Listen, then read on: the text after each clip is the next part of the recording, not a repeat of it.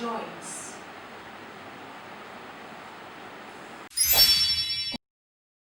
Actually, if you see, you cannot move all your bones or all parts of your bones.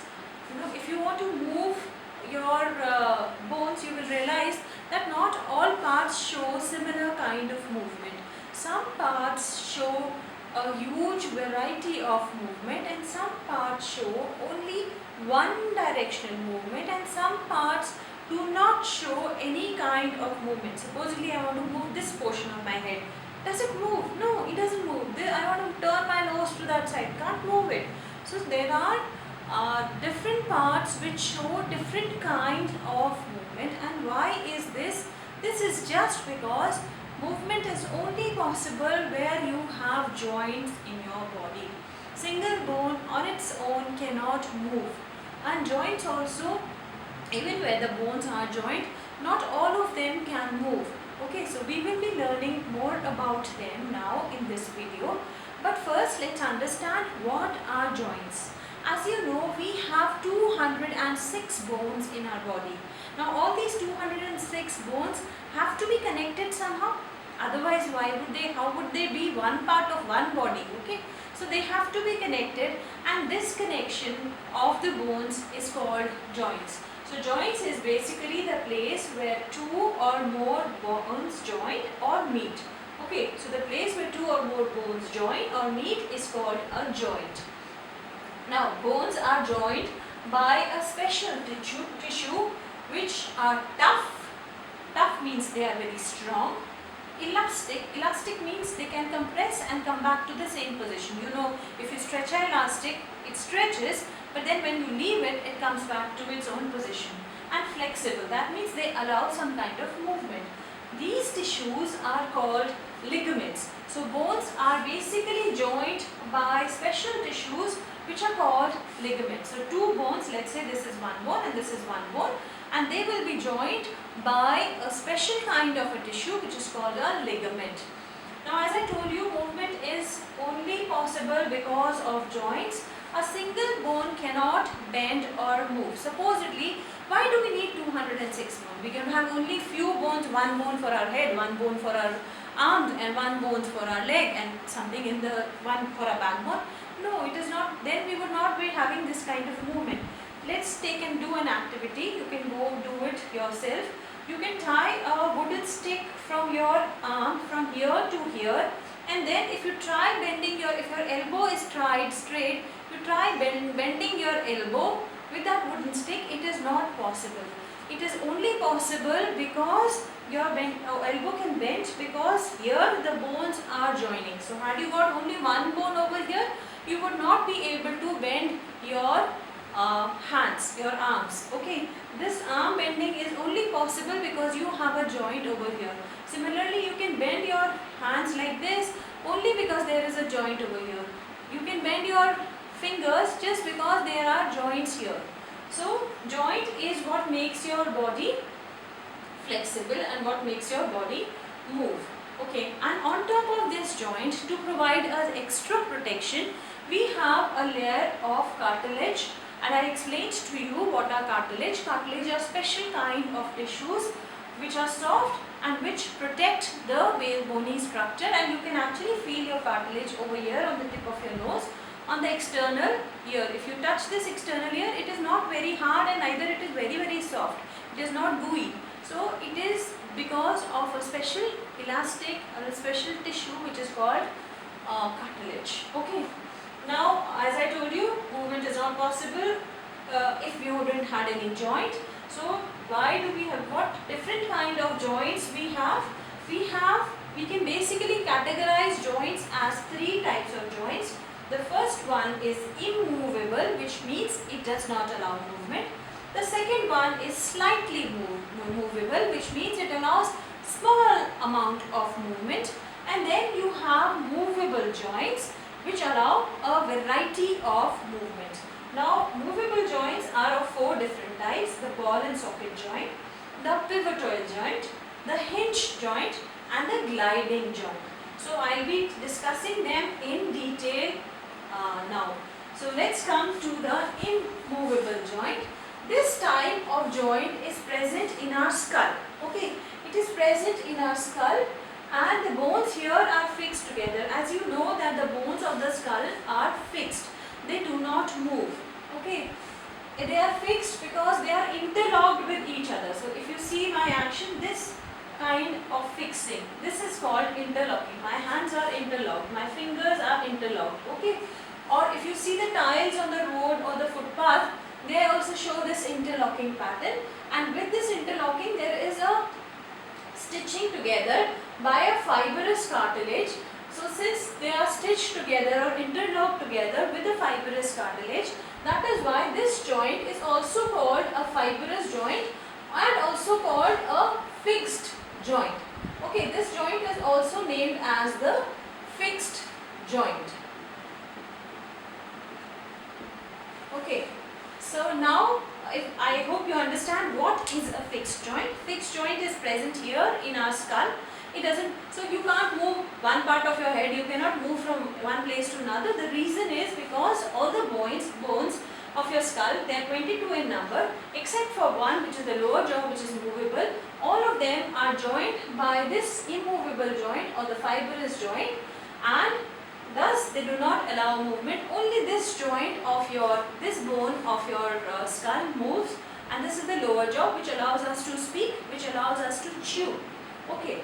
Now we come to the second type of joint, the slightly movable joint. These are present between the vertebrae of the backbone. Remember yesterday when I was teaching you about the vertebrae, these are the backbones, these are the 33 backbones which are ring shaped, and they are covering our spinal cord. They are protecting our spinal cord. So there are 33 such bones.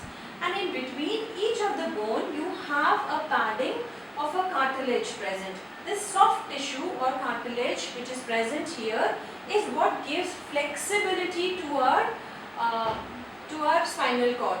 So if you have to bend this spinal cord, like supposedly you want to bend it this side, so this part of this cartilage will press and it will bend.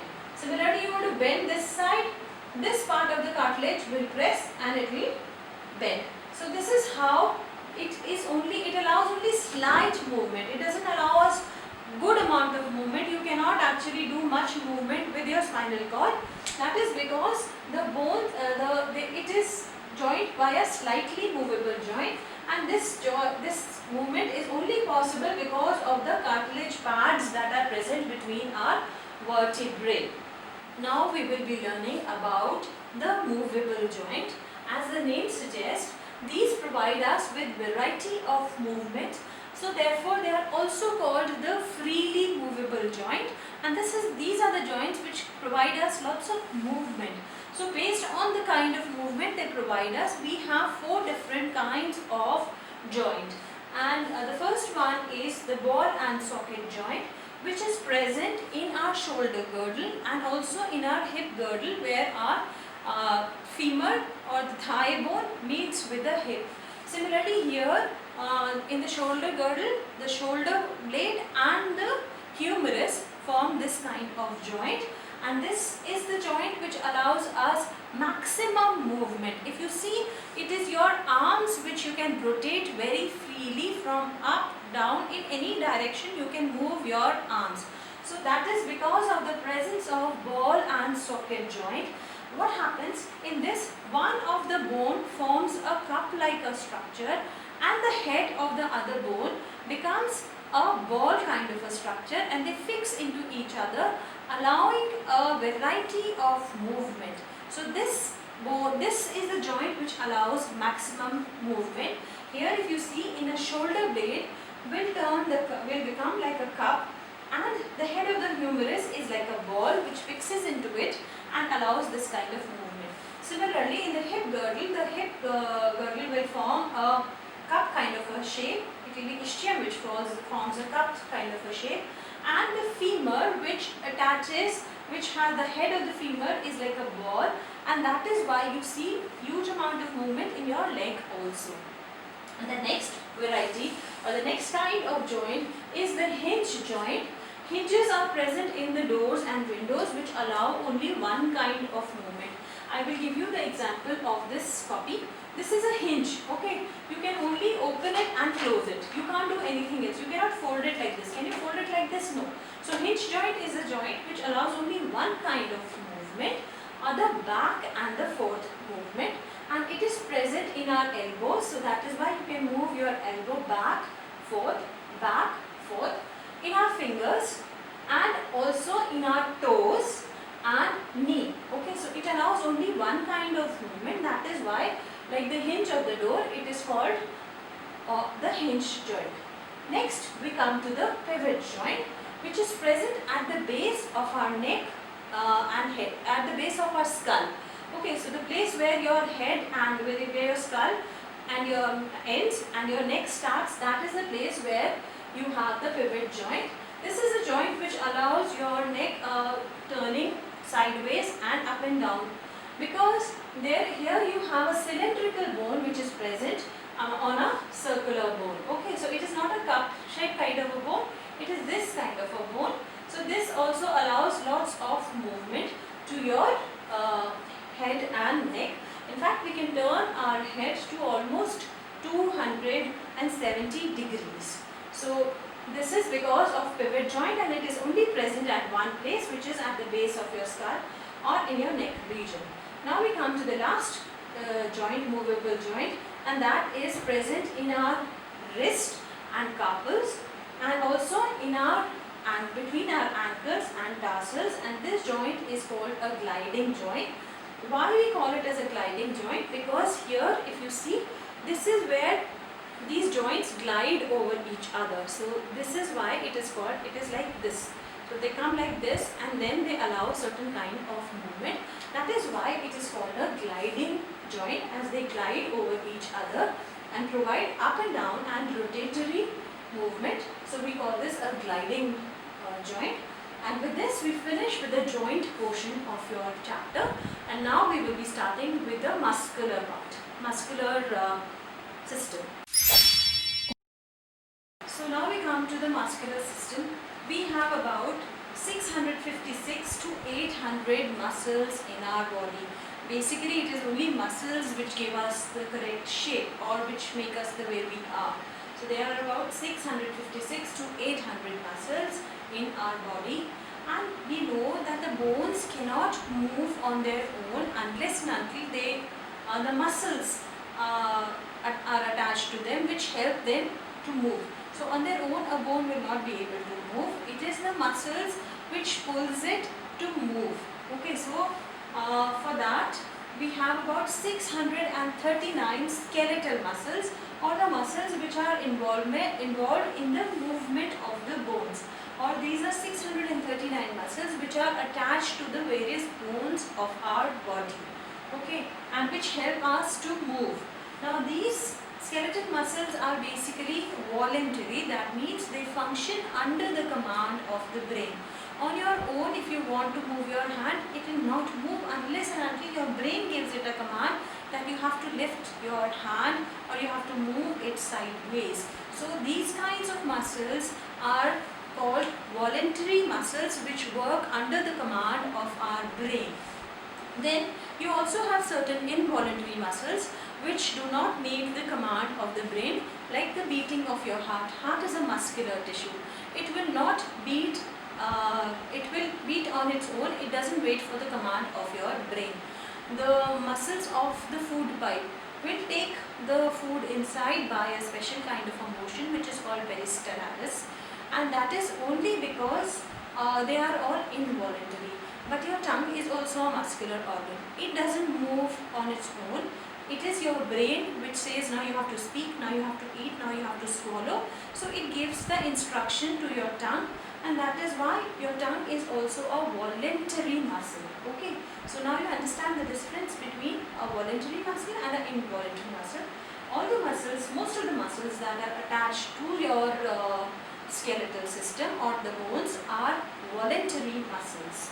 Now, muscles, how are they attached to the bone? They are attached to the bone by a very, very strong tissue called the tendon. Okay, so bones are attached to each other by a very strong tissue called ligament. muscles are attached to bone by a very strong tissue called the tendon. And a muscle can move the bone by expansion and contraction.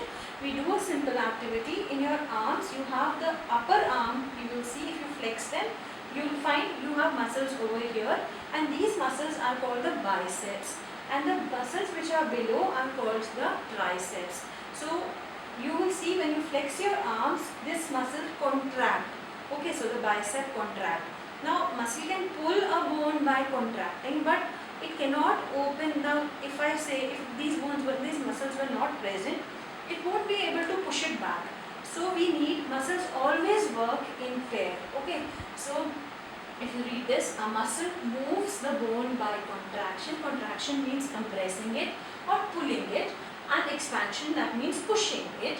Contraction is possible, or pulling it inside is possible by a single muscle, but expansion is, or pushing it aside, is not possible. So muscles work in pair. In your arms you have the biceps which contract to bring your arm closer to the shoulder. If you want to touch your shoulder, it is this muscle which will contract, and if you want to push it out, it will be this muscle which will be helping it to push it out.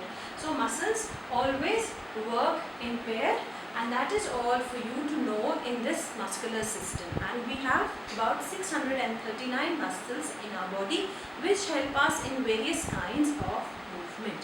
So that's all for the muscular and the joints, muscular system and the joints. And tomorrow we will be doing the movement of organisms, various different organisms. That will be done in the next video.